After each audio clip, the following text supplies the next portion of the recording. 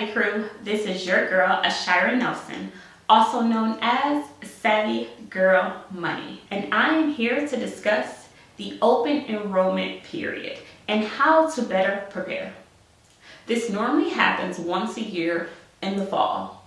We have to decide and make decisions about our company's benefits. I love benefits, and it's so nice that companies are even offering these type of things. It helps to offset costs throughout the next year, like health insurance, vision, dental, short-term disability, long-term disability, and many more things. So you want to make sure you go into this meeting prepared. And the best way to get prepared is to actually plan for it. So my first tip on how to prepare is to review your current elections. So what exactly were you elected in 2019? Write that down and take it to your meeting. So as they're presenting new things, you have your old plan there as a comparison. Also write down questions that you might have, and write down what you loved about your current plan and things you might have not enjoyed. Tip number 2 is to research things in advance. What I mean is, talk to your HR department about some major changes that they might be making to your benefit plan.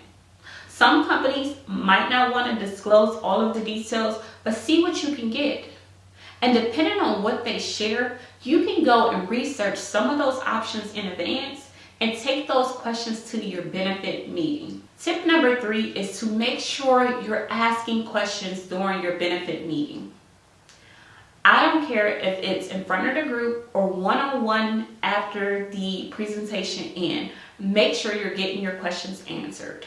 I was so nervous to talk about my short-term disability questions that I had last year.